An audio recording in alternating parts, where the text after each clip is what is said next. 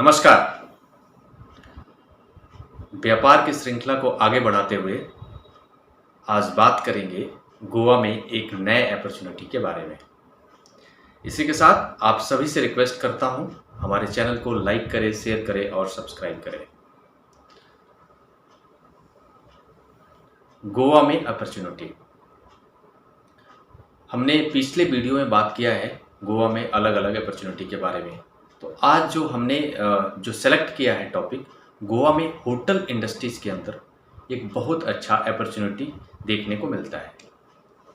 तो गोवा के अंदर कितना इन्वेस्टमेंट्स करके इस इंडस्ट्रीज में एंट्री लिया जा सकता है।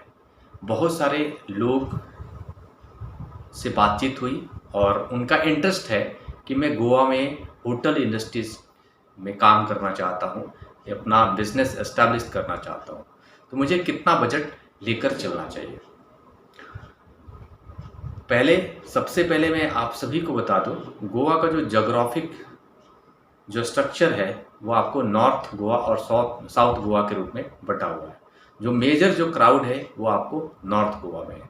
मैं किसी को यही सजेस्ट करूंगा कि अगर आपका बजट कम है तो आपको हमेशा ही नॉर्थ गोवा सेलेक्ट करना चाहिए। सबसे इम्पॉर्टेंट महत्वपूर्ण बात, क्योंकि आपका जो बजट अगर कम है तो आप उस क्राउड को आप कैप्चर करेंगे।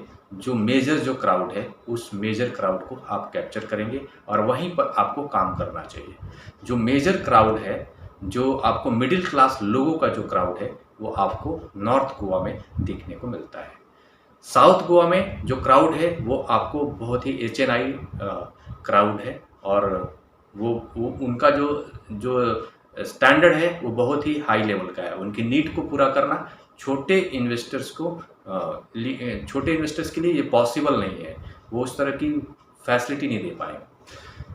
तो मैं इसलिए यही बोलूँगा कि अगर कोई भी होटल इंडस्ट्रीज में गोवा में काम करना चाहता है, गोवा में इन्वेस्टमेंट करना चाहता है, तो उसको सबसे पहले नॉर्थ गोवा सेलेक्ट करना चाहिए।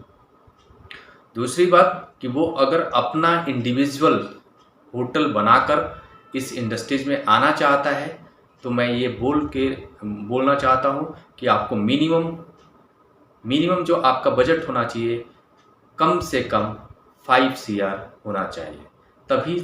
तभी आप एक ऐसे लोकेशन को कैप्चर करेंगे जहाँ पर जो क्राउड है, मेजर क्राउड, वो आपको नॉर्थ गोवा में जाता है। वो नॉर्थ गोवा में जो मेजर क्राउड है, बागा है, कलंगुट है, अरंबुल है, अंजुना है, ये सारे जो बीचेज हैं, इसके आसपास का जो एरिया है, उस एरिया में आपका जो होटल है वो होना चाहिए।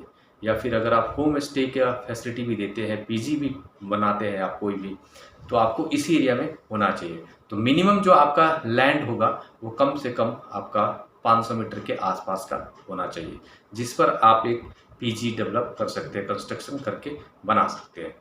तो ओवरऑल मिनिमम जो आपका बजट होना चाहिए कम से कम 5 CR, जबकि इसमें भी आपको बहुत ही विशेष मेहनत करना पड़ेगा एक छोटे लैंड को फाइंड आउट करने के लिए, और उसके बाद जा कर के आपको फिर एक ऐसा लैंड मिलेगा जहां पर आप 3 से लेकर 4 CR के आसपास आप लैंड में इन्वेस्टमेंट करेंगे और 2 से 2.5 CR के आसपास आप कंस्ट्रक्शन में इन्वेस्टमेंट्स करके अपने इस बिजनेस की तरफ आगे बढ़ सकते हैं। लेकिन इसके अलावा एक और अपॉर्चुनिटी आपको ये है कि जो लोग चाहते हैं कि मैं अपना लैंड परचेज नहीं करना चाहता हूँ, मैं अपना कंस्ट्रक्शन नहीं करना चाहता हूँ, और लेकिन मैं इस इंडस्ट्रीज में आना चाहता हूँ, इसको पहले से परखना चाहता हूँ, मैं पहले ये देखना चाहता हूँ कि इस इंडस्ट्रीज में आने के बाद में कितना फ़ायदेमंद है ये इंडस्ट्रीज़। तो ओवरऑल ऐसे लोगों को मैं ये सजेस्ट करूँगा कि उनको सबसे पहले, अगर कोई चाहता है कि मुझे 5 से 7 CR इस इंडस्ट्रीज में डालना है या फिर 10 CR डालना है, वैसे लोगों के लिए बेस्ट ये है कि वो सबसे पहले कम इन्वेस्टमेंट्स में वो किसी भी गेस्ट हाउस को, किसी भी छोटे होटल्स को या बड़े होटल्स को, जितना उनका इन्वेस्टमेंट्स अलाउ करता है, उनको सबसे पहले लीज पर लेकर उस बिज़नेस को रन करके उनको प्रॉपर देखना चाहिए कि इसमें कितना दम है, इस इंडस्ट्रीज के अंदर कितना पोटेंशियल है, इसमें जो रेवेन्यू जनरेट करने का जो पोटेंशियल है वो वाकई है या नहीं है। तो उसके साथ साथ आपको बहुत सारी चीज़ें भी सीखने को मिल जाएगा कि कैसे इस इंडस्ट्रीज़ में सफलता हासिल किया जा सकता है, कैसे इसको और अच्छे से एग्जीक्यूट करके अपने होटल्स के अंदर कभी भी हमारा होटल्स के जो रूम हैं वो कभी भी खाली नहीं रहे, उसके लिए कैसे मार्केटिंग की जाए, इन सारी चीज़ों को आपको सीखने को मिल जाएगा। तो ओवरऑल इसके बाद जब आप करेंगे, अपना जब करेंगे तो आपको बहुत ही हेल्पफुल होगा। तो इसलिए मैं ऐसे लोगों को यही बोलूँगा कि सबसे पहले आपको लीज़ पर कोई भी होटल की प्रॉपर्टी, गेस्ट हाउस की प्रॉपर्टी या पीजी की प्रॉपर्टी को आपको लेना चाहिए और लेकर इसको रन करके आपको ओवरऑल देखना चाहिए। और ये एक विशेष, मैं तो ये बोलूँगा कि आज के टाइम बहुत सारे लोग ऐसे हैं जो इस प्रॉपर्टी को मेजर, जो लोग बहुत कम ऐसे मिलेंगे जिनका आपको होटल की जो प्रॉपर्टी है और वो ऑनर रन कर रहे हैं। मेजर लोग अपनी प्रॉपर्टी को, इवन आपको 3 स्टार प्रॉपर्टी, 4 स्टार प्रॉपर्टी, आपको 5 स्टार प्रॉपर्टी भी लोग अपना लीज आउट कर देते हैं। जो ऑनर होते हैं वो लीज आउट कर देते हैं, किसी भी हॉस्पिटलिटी कंपनी को दे देते हैं। तो मैं आपको ये बोलूँगा कि आप लोग कम इन्वेस्टमेंट्स में इसमें आप इंटर हो सकते हो। मिनिमम जिसका बजट अगर 25 से 30 लाख रुपए तक का भी है, वो भी इस इंडस्ट्रीज़ में एंट्री ले सकता है। लीज़ की प्रॉपर्टी हायर करके, कोई भी ऐसा लीज़ की प्रॉपर्टी जिसके आपको 8 से 10 कमरे हो और एक होम स्टे के लिए वो काम आता हो प्रॉपर्टी, या फिर पीजी के लिए काम आता हो, और वो बीच के आसपास की प्रॉपर्टी है, तो उसको आप लीज़ पर लेकर अपने इस काम को चालू कर सकते हो और एक अच्छा रेवेन्यू भी जनरेट कर सकते हो। इवन मैं आपको ये भी बोलूँ कि एक अच्छा रेवेन्यू जनरेट कर सकते हो। उसके लिए सबसे विशेष आपको ये ख्याल रखना होगा कि आपकी प्रॉपर्टी का लोकेशन ऐसा हो जो बहुत ही कन्वीनियंट हो, जो टूरिस्ट हो उनके लिए कन्वीनियंट हो। अगर ये पॉसिबल हो तो जो भी जो वॉकर होते हैं, जो भी वॉकिंग करते हुए जो टूरिस्ट इधर आसपास जो घूमते हैं बीच के आसपास, अगर उनके सामने से होकर गुजरने वाली प्रॉपर्टी, आपकी ऐसी प्रॉपर्टी की रोड टच प्रॉपर्टी है, वहीं से होकर लोग टूरिस्ट आपको घूमते हैं, आते हैं, जाते हैं, तो ऐसा अगर लोकेशन है तो और भी अच्छी बात है। उससे आपका जो है कि थोड़ा सा ब्रांड वैल्यू भी बढ़ जाएगा और आपकी ब्रांडिंग भी अच्छी खासी हो जाएगी। लोगों के नज़र में वो रहने वाली प्रॉपर्टी हो जाएगी। जो भी एक बार देख कर जाएगा वो दोबारा, फिर गोवा में जाने वाले मोस्टली लोग जो होते हैं वो रिपीटेड होते हैं, तो उसका एक आपको एडवांटेज मिल जाएगा। मैं यही कहूँगा कि अगर आपको गोवा में होटल इंडस्ट्रीज़ में आना है तो एक बहुत अच्छी बात है, आप 25 से 30 लाख रुपए इन्वेस्टमेंट्स करके और आप इस इंडस्ट्रीज़ के अंदर लीज़ पर प्रॉपर्टी लेकर आप एंट्री ले सकते हो।